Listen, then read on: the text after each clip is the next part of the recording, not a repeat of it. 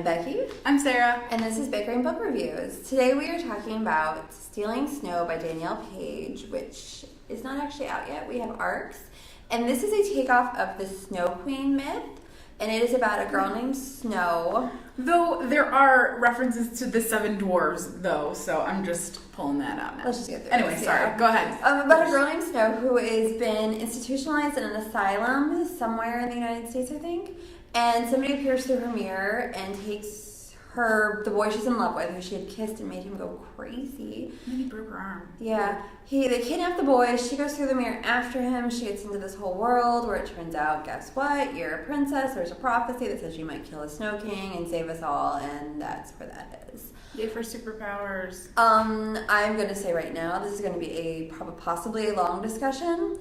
It took me 7.5 days to actually get through 360 pages. I opted to stop and read 3 other books during that time because I could not make myself continue. So, and I didn't finish it. She didn't finish it. She texted me yesterday. She's like, I can't do it. I'm 100 pages. I haven't read 100 pages. I read the last chapter. But I didn't care. I still don't know what happened in the book.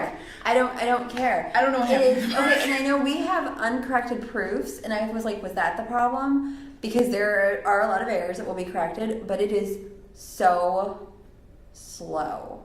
Like, super boring. Turtle slow. Don't insult the turtles. Yeah, it's like something else that's super slow. 5 minutes before we're about to close slow. It was. And there were all of these characters, and like it goes from she's in love with the one boy, but then there's another boy she's kind of attracted to, who may or may not have feelings for his like foster sister. But then there's another boy, and then was there another one? There were 3 at least. It was like a love sphere or something, because like there were so many freaking dots on it. Well, but the thing is, all of the characters are surface level, so you really don't care like who she ends up. You don't care about her. I can't remember You their don't names. care who she ends up with. I cannot remember the characters' names. Yeah. And I didn't like Dorothy Must Die. See, and I really did like Dorothy Must Die. I thought it was a definite twist on an original story, or definite twist on the original story. And I think that the problem with this book is it's essentially Dorothy Must Die, but written in a wintry world. See, and I didn't see that because we don't need to go into my issues with Dorothy Must Die. But there's just nothing here. It's 369 pages of basically just like word vomit. Yeah, there really isn't anything there. Because they keep talking about how Snow doesn't know anything. Because Snow spent her whole life living in an insane asylum. And then she goes to this new world. But like then she's got like all these snappy comebacks and all of this like worldly experience, it almost seems like, but it's through TV. It just doesn't feel real. It doesn't feel authentic. She's a nurse that's a giant. Well, that was weird too. The whole thing is weird. It's not weird quirky like Raven Boys. It's just weird. Well, and it's weird because you don't develop any connections with the characters because it just doesn't seem like you spend any time with them. I do not care. I can't remember like I said, I cannot remember their names. And like people are being like butchered, and I'm like, just get to the point. I was waiting for it to get good, and when it doesn't. When it got good, then it started reading a lot like Dorothy Must Die, only not as good. And I at no point thought it got good.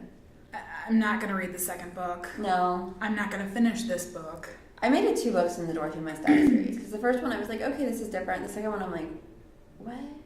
And so my next thing is like what's the weird obsession with the fake smiles? Like there was the weird smile stuff that was talked about in Dorothy Must Die, where they like put stuff on their teeth and they constantly smiled.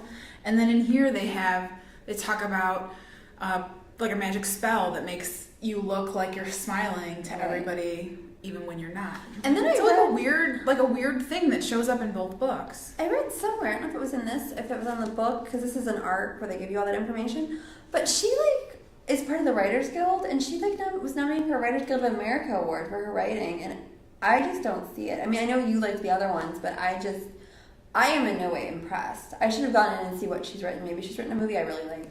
I don't know. I think I really liked Dorothy Misside just because it was so different and it was so new. And see, and I didn't like and I wasn't going to go into this, but I felt like the main character, whose name I can't even remember, she made her so stereotypical white trash trailer park. Like, it was actually kind of insulting. See, and I didn't see that. I didn't feel that. I can see it kind of looking back, but I didn't feel that. Yeah, I was like, oh.